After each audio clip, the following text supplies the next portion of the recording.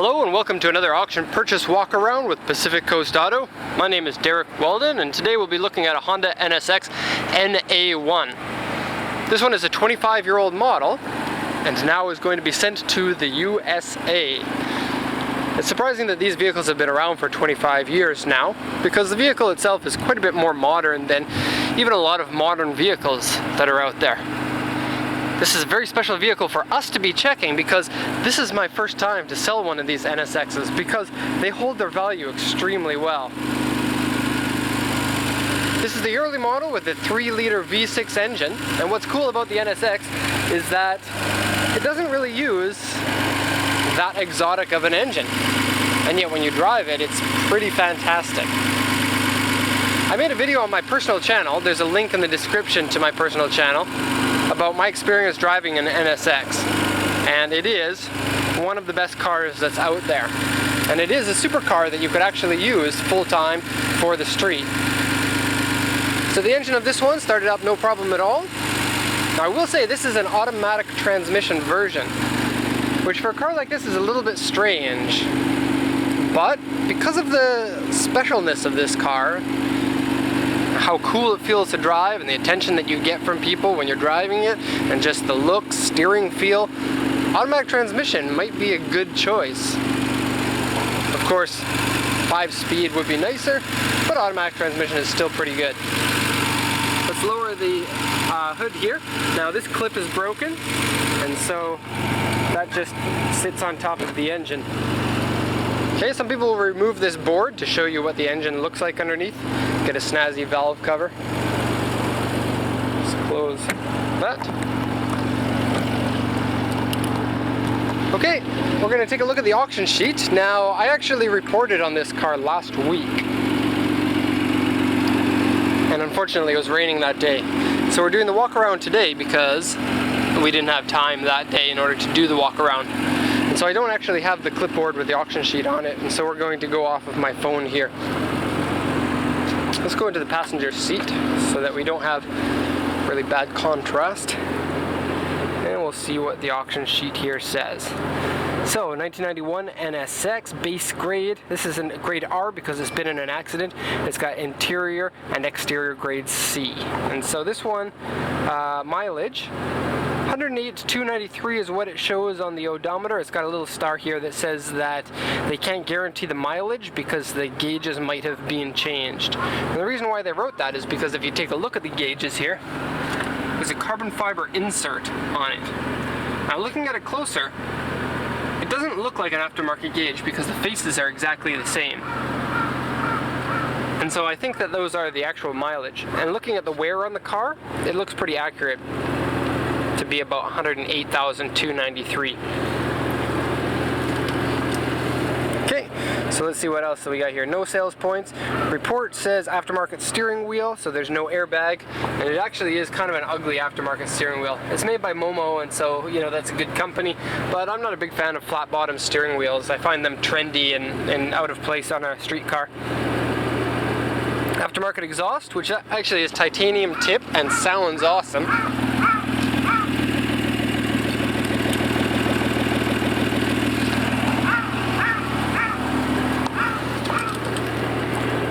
The report of the car says end panel is dented, right front inner panel dented. Trunk floor has water in it. Aftermarket shift knob, and actually it's a pretty terrible shift knob. The car comes with a new shift knob, new original shift knob, but it's missing the buttons that you need in order to shift it.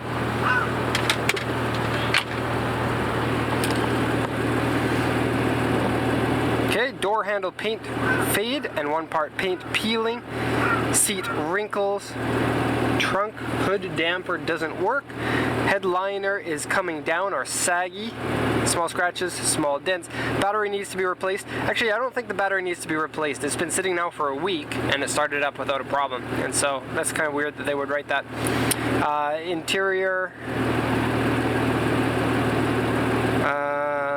Interior dirty, and 1 part is whole. That's strange. Okay, if you look at the body here, there are some scratches on the front bumper, scratch on the right side of the front and the rear, a repainted panel there, and let's compare that now to the car. So this one was, well, because it's automatic and because the condition of it is not perfect, it was cheaper than most NSX's cost. I think for the price that we paid, which I'm not going to mention because that's private, it was a really good buy, especially since this one can be sent to the USA where there aren't very many NSXs. And this will be one of the first right-hand drive NSXs.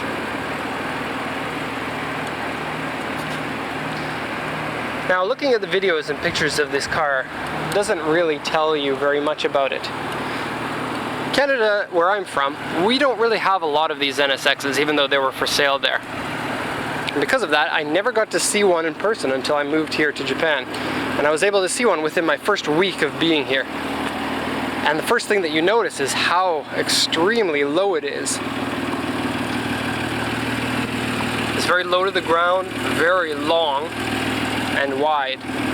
It's really the kind of shape of a car that you don't see these days.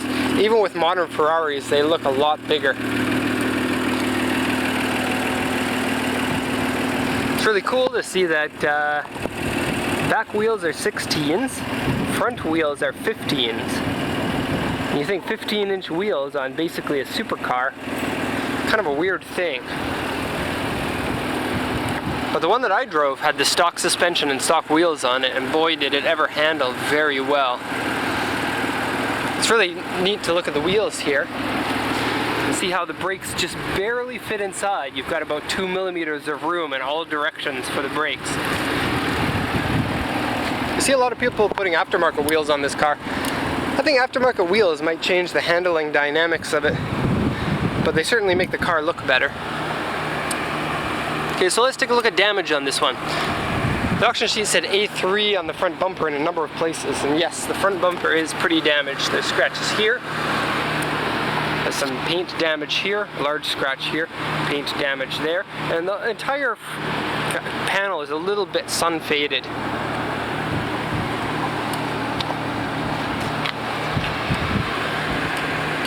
There are also more scratches over here and down here.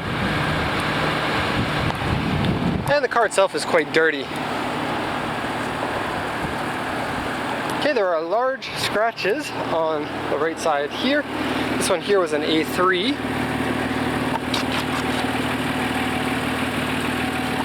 And there's the A2s right here.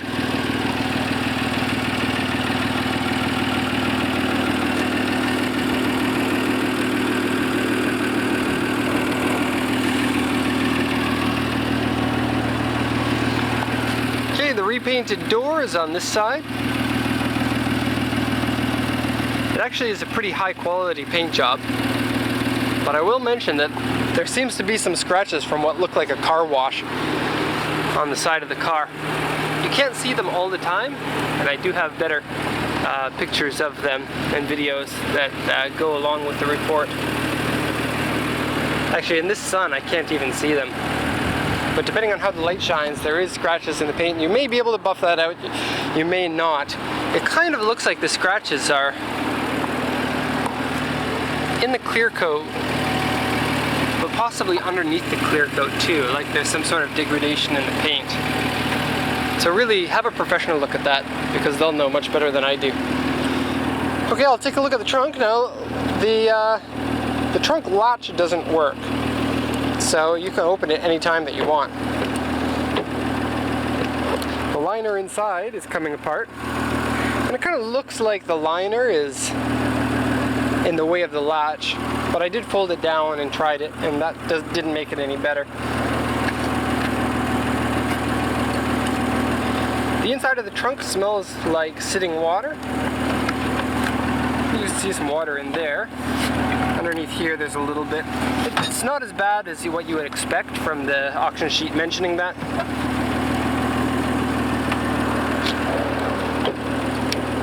Okay, and there is kind of a trunk in the front, but you can't fit anything in there. It's just got your spare tire and a bunch of other stuff. I'll open that up right now.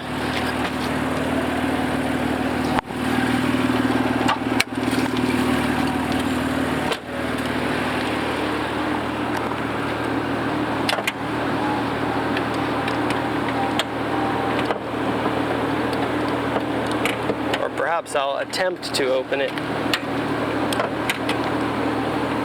can feel the switch, but oh, there we go. So here it is. You've got a mini-sized tire that needs to be inflated in order to use it.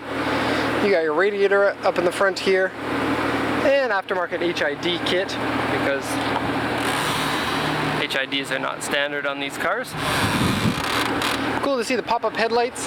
I know that you know, some people prefer the later model with the headlights that are molded right into the body. I personally prefer these pop-up lights because cars don't have these anymore, and it really makes the car look a little bit more special compared to everything else that's out there. Okay, you got a bit of paint peeling in the intake right here. And the door handle is peeling and faded right here. It's also missing one piece on the inside. It has the piece, but it doesn't click in properly, so it needs to be repaired.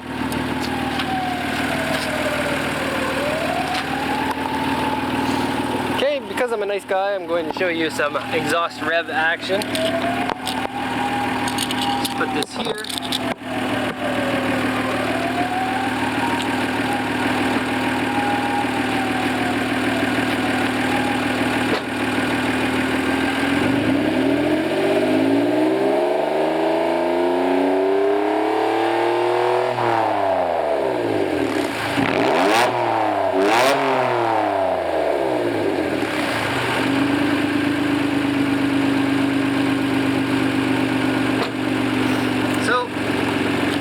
Hear that from inside the car. Inside the car sounds pretty awesome. Awesome, if I can pronounce that properly. Looks like it's got an antenna there that was glued onto the fabric, has come off. Okay, so interior. The interior is very special. Very cool feeling. Of course, only a two-seater. It's got full power leather seats, and the power seats work. They're in pretty good condition considering the mileage.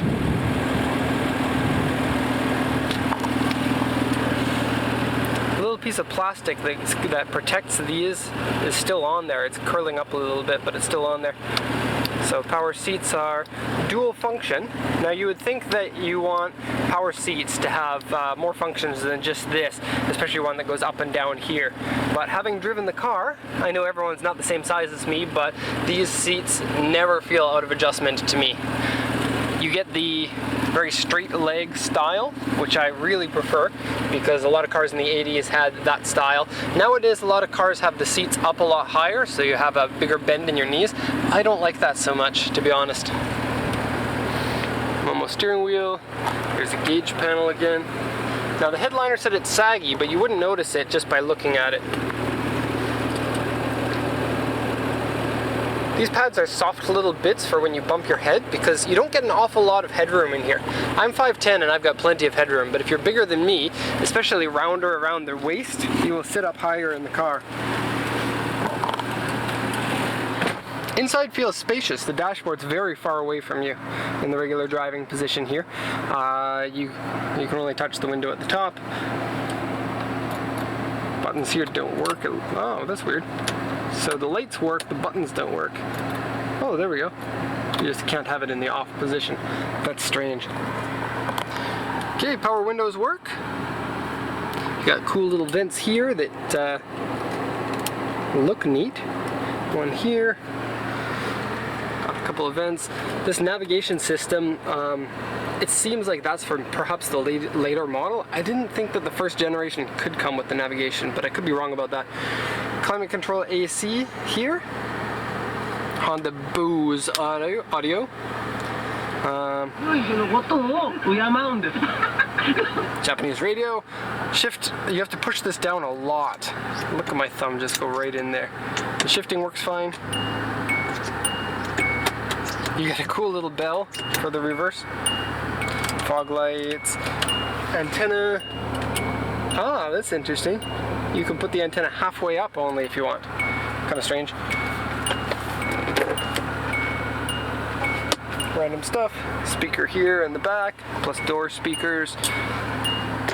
The car has no power steering. The NSXs didn't come with power steering, but it feels very easy to drive despite having no power steering. It's not like, for example, the 8.6, which has very heavy steering. And I usually don't drive around, but the NSX is a special car and feels very cool, and so I can't help myself.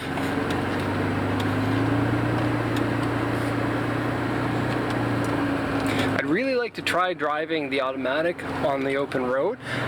Recently, more and more people are going towards automatics, even for high power cars. And so, unfortunately, there is no shifting buttons on here or shift settings here. That would have been too cool, but there isn't. Okay, air conditioning works, the brakes feel good, the throttle feels good. I'll just show you that here.